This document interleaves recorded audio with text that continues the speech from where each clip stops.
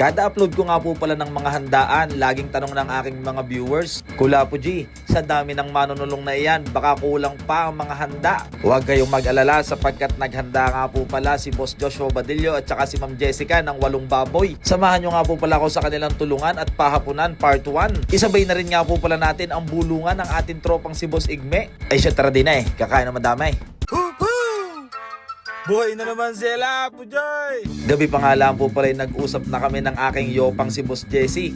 Pupunta nga po pala kami dito sa tulungan ni Boss Badillo tsaka po ni Ma'am Jessica. Bali dito nga po pala ito sa may bangin sa Nicolas. Yung mga makikita nyo nga po palang mga manunulong natin din yung mga kasama po natin nung huling handaan kina Boss Jason. Maraming salamat Boss Baranjan at pinasalubungan mo agad ako ng masarap na suman. Tama nga po pala ang dating natin. Nasaktuhan na nga po pala natin. Nagpapainit na nga po pala ng mga tubig at dinedits na nga po pala ang ating baboy. Tulad na nga lang po pala na napakinig sa may intro natin, 8 baboy nga po pala ang handa ng ating ikakasal. Nga pala mga tropa pips, aring nga po palang mga magdedits ng ating baboy sa tunay napaka-easy lang sa mga red yung ganamang mga sanay na nga po pala ang aking mga tropa. Sa pagkakatanda ko nga pala, nung ikinasal nga po pala ang aking tropang si Lester Ariola, ay sila nga po palang inarkila datay. Matagal-tagal na rin nga po palang panahon niyon. At nung mga oras nga po palang aray, nilalagay na nga po pala yung ating gulay sa ating pansit at hinahalo na ng ating mga bossing. At sa may bandang sulok naman eto, hinuhugasan na nga po pala yung bigas. Doon nga po pala sa mga huli kong in-upload na video, tayo nga po pala nababash. Abay bakit daw hindi hinugasan ng bigas? Ay aragahot, bagong hugas nga po pala yung bigas na iyan, ay kayo nang tumingin at ayos na ayos yan. Pinagsama-sama na yung mga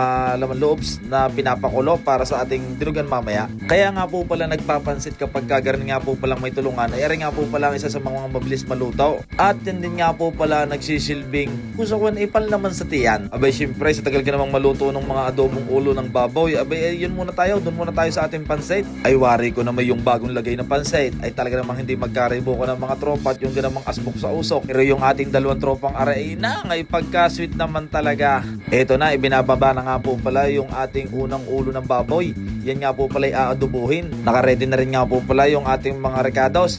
At yun nga po palang mga nakasabit. Aba, maya na konti, ililipat na yan sa unahan para nga po pala ibigay sa ating mga ninong at ninang. Sa sobrang dami nga po pala ng ating mga manunulong din ay naghanda nga po pala ng 2 tulyasing pansit. Ay ewan ko nga lang kung yan ay maubos pa. Ay kahit pa kakalahati ng buong barangay, ang mga hindi na ay wari ko naman hindi talaga mauubusan sa dami ka naman nung yan. Big shout out nga po pala kay Telenis Catering. Ayan, kung kailangan nyo nga po pala ng cater kahit saan, pwede yan. At ayun si Boss Mine, ibinukod na ang para sa kanya at para sa mga tropa. Nilagay na rin nga po pala ng suka yung ating adobe. Ay mababash na naman tayo, baka maparami na naman natin suka dyan. Makalipas nga po pala mga ilang minuto, eto na, luto na nga po pala yung ating sinaing. Akala ko kung anong hinahalo ng aking tropa, yung paleri, alam nyo na, kayo nang bahala. Nga po palang ikakasal natin na si Boss Joshua Badillo ay matagal na nga po palang tambay sa amin. Parang 2018-2019 pa ho ata tambay yon. Boss Badillo rin nga po pala yung aking katulong naon sa pagtatanggal nga po pala ng mga lupa-lupa sa bubong namin nung panahong bulkanan pa. Wari ko naman ilang araw din nga po pala ho kami bago nakatapos naon. At palibasa nga ang usong ulam nga pala ho nun ay sardinas. At ako po unang araw nga po pala namin, itlog na may sardinas. Padalawang araw, sardinas na may sotanghon.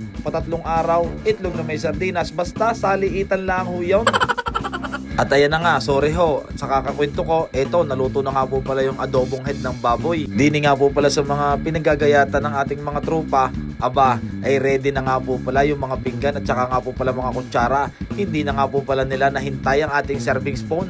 Basta tigay may kutsara, dumakot ka na din diyan. Tayo dumako naman din sa may harapan. Karibo ka na nga po pala ang ating mga tropa. Palibasa nga po pala, luto na nga po pala yung 2 tulyase ng adobo. Alam nga namang ikay hindi makigulaw, ay yung hindi ka masaya kumuha mamaya at palibasa ikay sulaw. Ako nga ho pala'y nahirapan pa at yung ganamang ang daming kamay na nakuha. Aray, may dami yan. Ito yung mga akin, oh. May dami din. May dami din pala ang akin. Boss Dada, diet. Si Boss Dada. Diet si Boss Dada.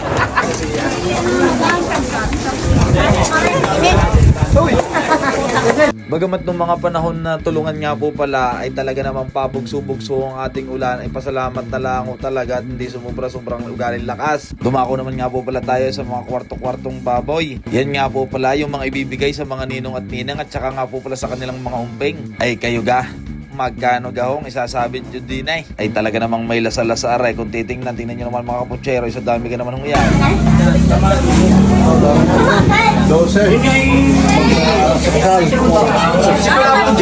Congratulations nga po pala kay Boss Joshua Badillo tsaka nga po pala kay Ma'am Jessica. Abangan nyo nga po pala yung ating part 2 para sa kanilang araw ng kasal. Hindi ko nga muna po pala tatapusin ang ating video. Ituloy nga po pala natin ito. Kasabay nga po pala nito yung bulungan nga po pala ng aking tropang si Boss Igmet at tsaka nga po pala si Aina. Bali putol nga po pala yung tulay kaya nga po pala di kami pumunta at di kami dumaan sa maraming putik na aray ay walang dyo naman talaga. Akala ko nga ho kami magtutulak pa at yung ganamang sobrang lambot nga po pala ng lupa ay buti na lahat ayos. Walang naging problema, malakas ang pick up.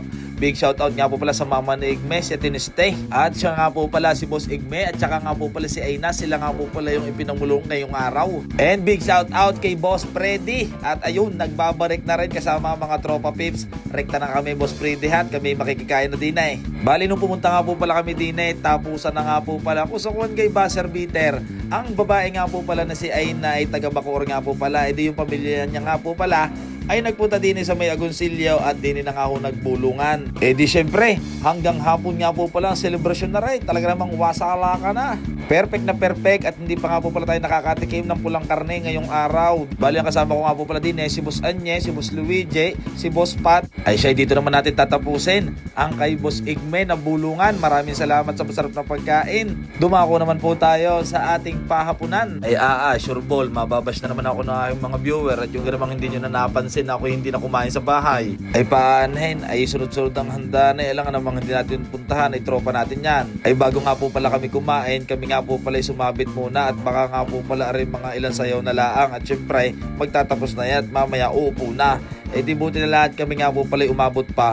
Ay salamat naman at sa pagkain ay hindi tayo naubusan. Maraming pa yan. Mamaya sa likod papakita ko sa inyo marami pa nga po palang niluluto doon. Yung ganamang akala ko nga po pala kami late na. Buti na lahat saktong-sakto pa ang dating namin din eh. Umabot pa kami sa ginuduan at saka yung pulang karne.